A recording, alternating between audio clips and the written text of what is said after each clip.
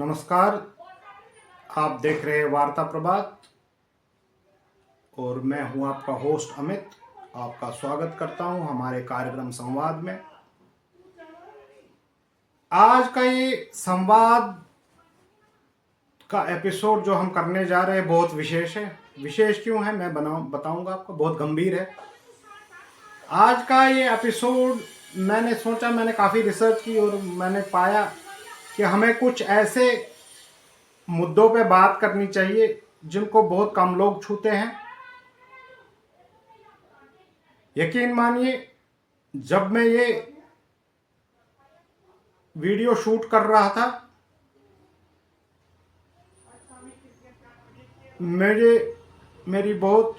मैं बहुत संवेदनशील हो गया, क्योंकि ये जो आज का जो टॉपिक है बहुत ही संवेदनशील है और ये एपिसोड समर्पित है भारत माता के उन सपूतों को जो हमारे खुफिया तंत्र के लिए काम करते हैं।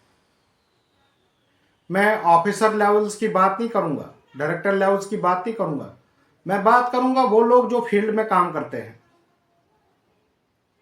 जो नाम छुपा के घूमते हैं ताकि आप सुरक्षित रह सके। ये कहानी उन हजारों लोगों को समर्पित है, लेकिन आज उन हजारों लोगों में से मैं एक नाम लेके सामने आया हूं। आपको ये वीडियो देख के बहुत दुख भी होगा और आप अपने उन महान सेनानियों पे गर्व भी करेंगे जिन लोगों ने अपनी पूरी जिंदगी अपने परिवार दांव पे लगाए केवल और केवल इस देश के लिए, ताकि हम सुरक्षित रह सके। चाहे वो आंतरिक सुरक्षा का मामला हो या हमारी बाहरी सुरक्षा का मामला हो। ये आज का एपिसोड उन्हीं को समर्पित है। तो आज मैं एक नाम लूंगा, याद रखेगा ये नाम। आज की बात करेंगे एक ऐसे नाम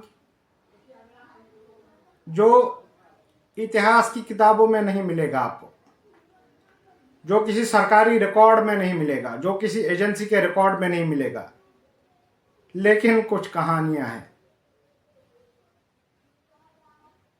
शायद उनको याद करके, उनको नमन करके उनकी आत्मा को हम एक श्रद्धांजलि दे रहे हैं। ये भी है। मैं नहीं जानता क्या हो रहा है, लेकिन मैंने सोचा कि ऐसी कहानियां हमको, जो यथार्थ है, जो रियलिटी में बीत चुका है या बीत भी रहा होगा, उसके ऊपर हम आज का ये एपिसोड समर्पित करें। तो आइए बताते हैं आपको। इन लोगों की कहानियां सिर्फ कुछ यादों में जिंदा है और इनके साथ क्या होता है। तो आज का एपिसोड एक ऐसे नाम को समर्पित है। याद रखेगा नाम है रोशनलाल जाला। एक गुमनाम खुफिया योद्धा। कहा जाता है कि रोशनलाल मावा कश्मीर के रहने वाले थे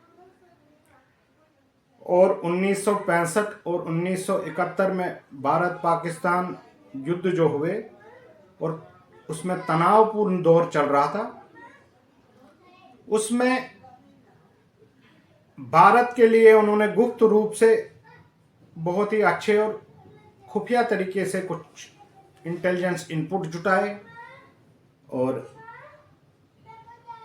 भारत सरकार को भेजे।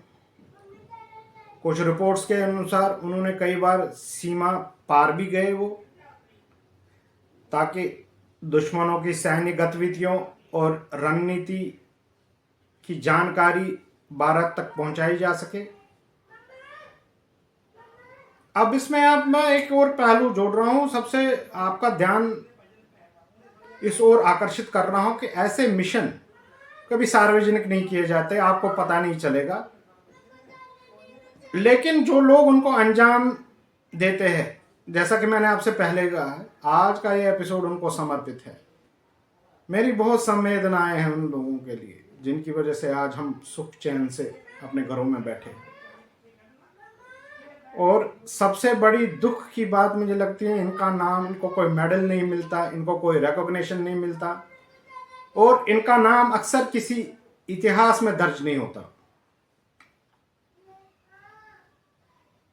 बताया जाता है कि 1972 के आसपास भारत लौटने की कोशिश में रोशनलाल जाला पाकिस्तानी अधिकारियों के हाथ लग गए और उन्हें पकड़ लिया गया। इसके बाद शुरू हुआ एक लंबा अंधेरा दौर। करीब 15 सालों तक, याद कीजिएगा, कभी 15 सालों तक पाकिस्तान की अलग अलग जेलों में वो कैद रहे, यातनाएं सहते रहे, लेकिन अपने देश के प्रति समर्पित, अपने मिशन के प्रति समर्पित, उन्होंने अपना मुंह नहीं खोला।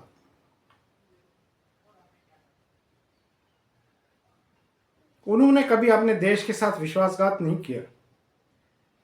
लगभग 1987 आता है, उसके आसपास एक भारत और पाकिस्तान की सरकारों में कैदियों की अदला बदली के तहत रोशनलाल जाला भारत लौट आए।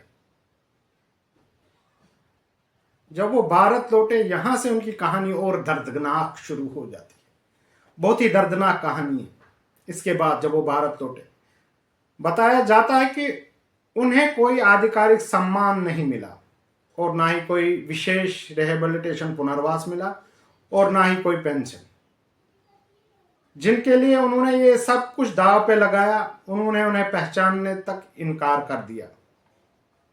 उनकी पहचान भी आधिकारिक रूप में स्थापित नहीं हो पाई। इसके पहले जो पाकिस्तान के विभिन्न जेलों में बंद थे, तो उनकी पत्नी का निधन हो गया, उनके बच्चे उनके बगैर ही बड़े हुए। सोचिए, देश के लिए 15 साल जेल में बिताने वाला व्यक्ति जब घर लौटता है तो उसका घर अधूरा, क्या उसका घर बर्बाद हो चुका है। क्या बीतेगी उस पर? किस आशा से वो गया था कि मेरे पीछे शायद मेरा पूरा देश खड़ा है, लेकिन हम लोगों को तो मालूम भी नहीं है। पूरे भारतवर्ष को छोड़िए, कश्मीर में कश्मीरी लोगों को पता नहीं रोशनलाल जाला कौन है।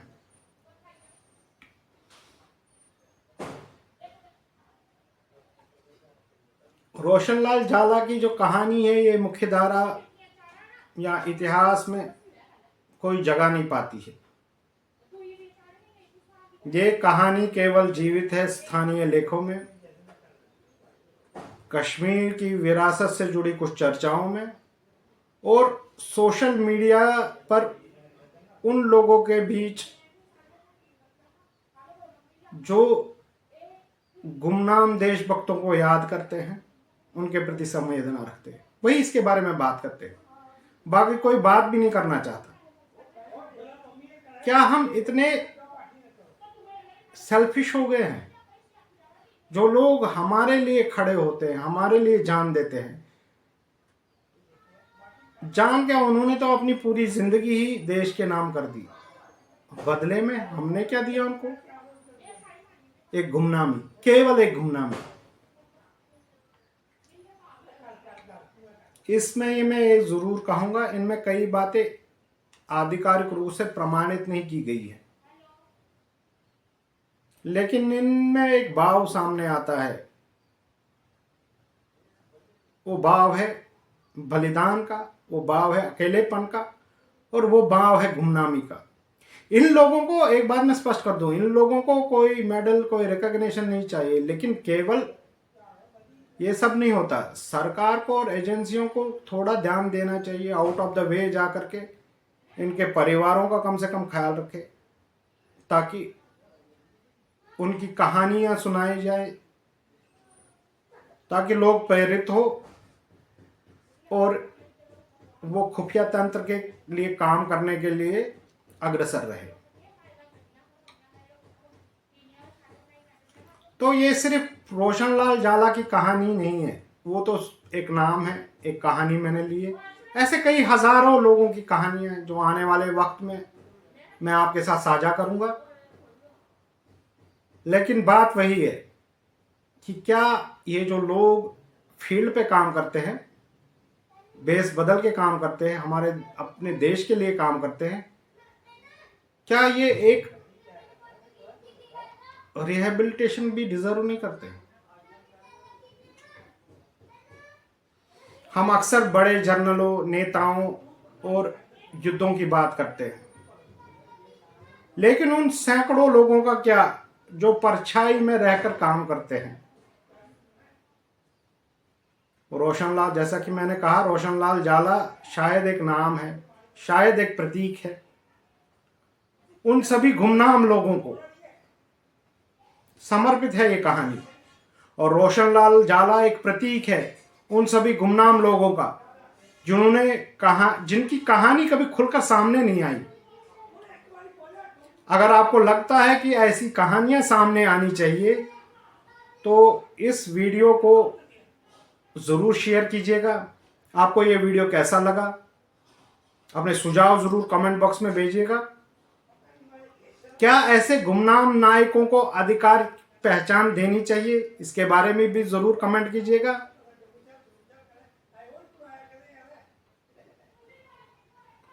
बहुत दुख होता है मुझे जब मैंने इसके बारे में रिसर्च की, आंसू नहीं रुक रहे थे।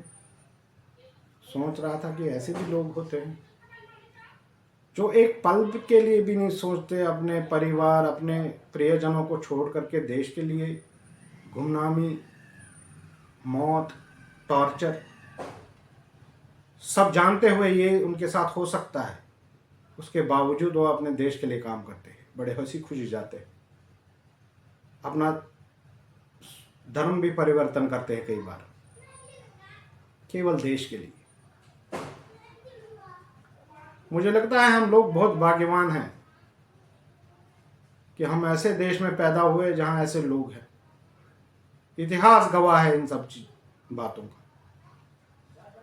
समय समय पर कई कहानियां बाहर आई हैं, लेकिन मैंने एक प्रण लिया है कि मैं ऐसी कहानियां आपको खोज खोज कर बताऊंगा ताकि आपको पता लगे। ये मेरी तरफ से एक छोटी सी श्रद्धांजलि है उन लोगों को। मैं पुनः एक बार अपनी संवेदना के साथ उन सब लोगों को नमन करता हूं, उनके आगे सिर झुकाता हूं और उन्हें एक भावभीनी श्रद्धांजलि देता हूं। फिर से मैं आपसे विनती करता हूं, अगर आपको हमारा ये कार्यक्रम अच्छा लगता है, आप हमारे वीडियो शेयर करके ज़्यादा से ज़्यादा लोगों तक पहुंचाए, और हमारी चैनल वार्ता प्रभात यूट्यूब चैनल है, इसको ज़रूर सब्सक्राइब कीजिएगा।